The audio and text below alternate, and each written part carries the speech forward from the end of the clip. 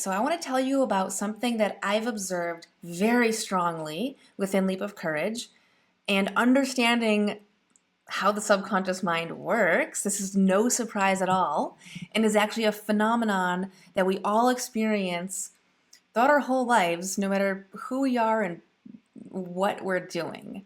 And it has to do with surrender versus resistance. Surrender versus resistance. The opposite of surrender is resistance. The opposite of resistance is surrender, right? And the men who have been the most successful here in Leap of Courage are the ones who have surrendered the most so openly, so freely to what is presented within the course, and they just surrendered to it and took off with it and just did it without question. And since the surrender process was there, it had a much stronger impact on their subconscious mind and how they received it. So, if you have two people who go and they do the exact same activity, one person surrenders into it and the other person is doing it but like with resistance, like they don't really want to, but they just know it's good for them, so they do it anyway, then they will have two totally different outcomes. The one who surrenders into the process will have by far the better outcome. The one who has resistance might not even get good results. It makes a huge difference where you are on the surrender versus resistance spectrum. That will be one of the biggest determining factors in your results, not only in what you choose to do here at Leap of Courage, but most processes that you do in your life. The more that we believe it will work for us, the more that we are surrendering to the process. And the more we surrender to the process, the more it actually does indeed work for us. That's how these things work. It is a subconscious phenomenon that takes place. There's also a little bit of self-hypnosis taking place. The stronger your belief in something and how it will change yourself, you will experience that change to a stronger degree. Let me use a really extreme example to paint the picture of this. There are people in this world who believe that rhinoceros horn, will cure things like cancer and other ailments. We know that there are zero medicinal properties within rhino horn, yet many of the people who take rhino horn as a supplement will indeed cure their own health issue, even cancer, when the belief is strong enough.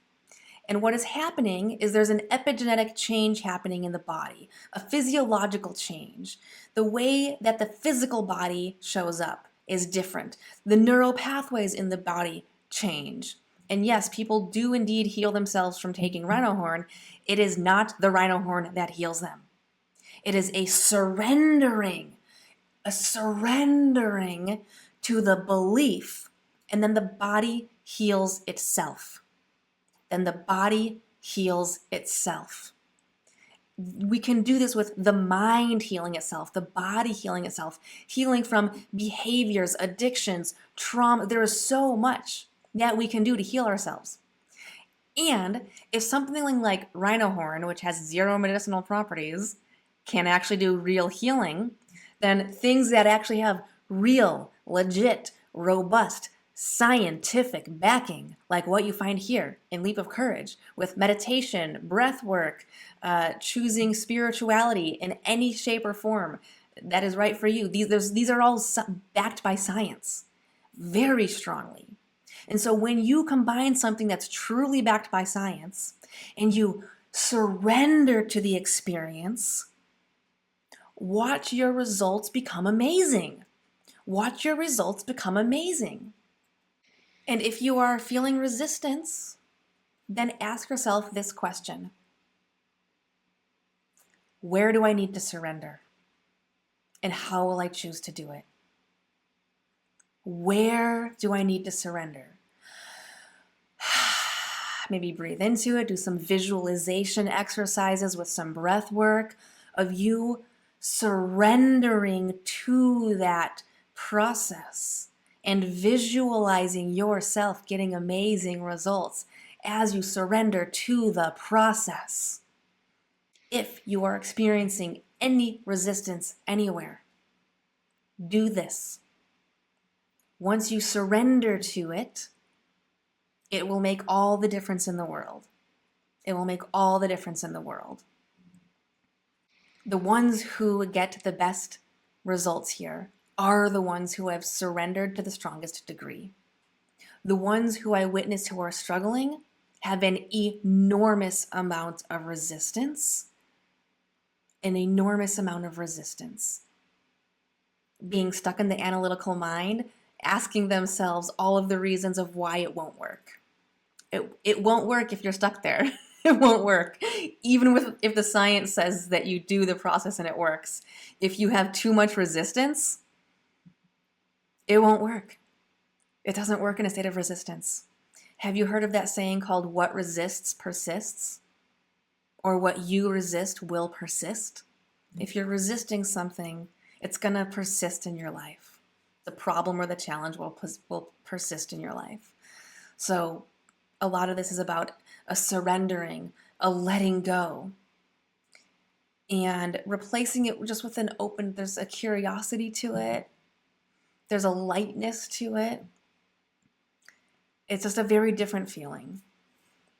So if you're feeling like you're just scheduling that meditation, but you have tons of resistance, or that whatever it is, ask yourself how you can surrender to it. Maybe just go for a walk. Maybe play your joy music playlist. And oftentimes, the breath work, when we do even a few minutes of breath work as our prerequisite activity, it allows us to surrender so much easier into the next activity. When we do the breath work, it allows us to surrender into the next activity so much easier. It removes some of that or all of that resistance. It will remove some, much, or all of the resistance. So you can always use breath work as a resistance removing tool. You can use breath work as a resistance removing tool. And unlike meditation, where it's like you're just using your mind, breath work is a physical thing. It's like pushing a button or pulling down a lever. You can make it happen. You can physically choose to breathe in a specific way. That will alter your neurochemicals, alter the way that your beliefs and your emotional responses and your thoughts are happening in that moment, and allow for a surrender to take place. So, I've been wanting to record this one for like years. Finally did it. Ask yourself, how can I be in a place of surrender? How can I be in a place of more surrender right now? What does it look like for me to be in a place of more surrender right now? Ask yourself those questions, because when you ask yourself those questions, your subconscious mind will begin the surrendering process for you automatically. And a fun way that you can also add to it, lean in for this one, this is really important. Everywhere that there is a hint of resistance is an opportunity for growth. There is something going on in there within you. So every area of resistance that you experience is an opportunity for growth. For growth. Resistance is not a bad thing because it allows us to learn something that we can move beyond. It allows us to learn something that we can then move beyond and move past it. So there we go.